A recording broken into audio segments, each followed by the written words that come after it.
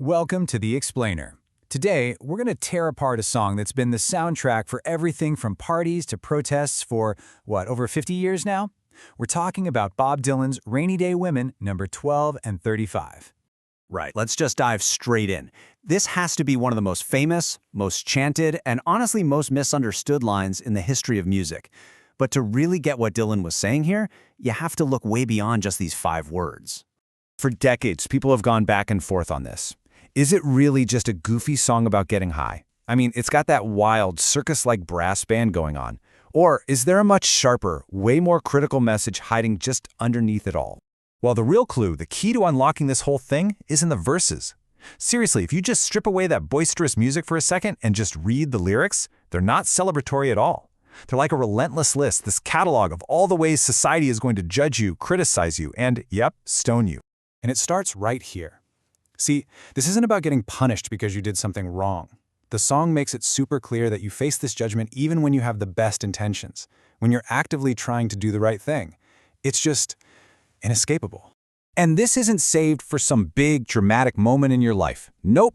It happens during the most boring, everyday stuff. Just walking down the street, trying to keep your seat, minding your own business, doesn't matter. That criticism is gonna find you. It follows you into your work life too, whether you're trying to build a career or you're just trying to get by. That outside pressure, that constant criticism, it's always there. They'll stone you and then, just like the song says, they'll wish you good luck. So you might think, is this a problem for a certain generation? Or a certain age? Nope. The lyrics paint this picture of a totally universal condition that hits you throughout your entire life, from when you're young and at your peak, all the way to the literal end. And this is where that brilliant dark humor really comes through, right? According to Dylan, not even death can save you from what other people think. It is the one constant.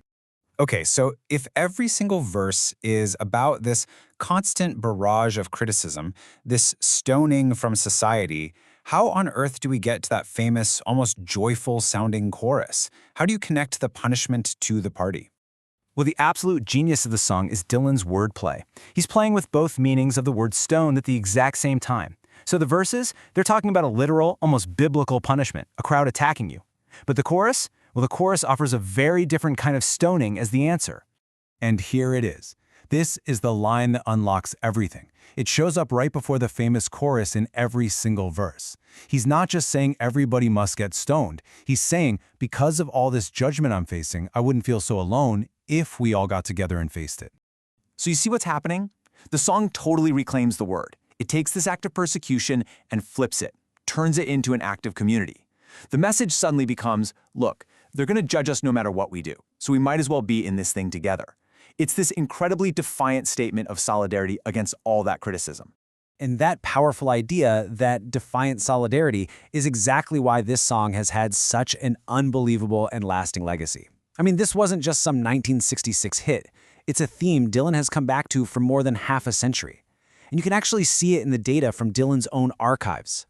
So it all kicked off in 1966 on the legendary album Blonde on Blonde. This was a time of massive cultural and social change, and that theme of being an outsider who's under constant watch, it just resonated with people big time. And this song has been a constant in Dylan's career.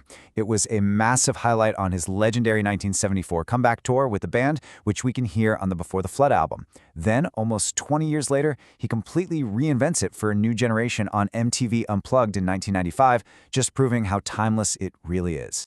And just look at this number. Almost 1,000 times. This isn't just some track he recorded once and then forgot about. No way. He has performed this song live nearly 1,000 times. It is a core piece of his message to his audience, a shared ritual he comes back to again and again and again. Which, brings us to a final thought. In our world of social media, of constant online judgment, where a digital mob can form in an instant, is this fear of being stoned for any reason, or for no reason at all, maybe even more intense today? Perhaps Dylan's strange, defiant anthem of solidarity is exactly what we still need to hear.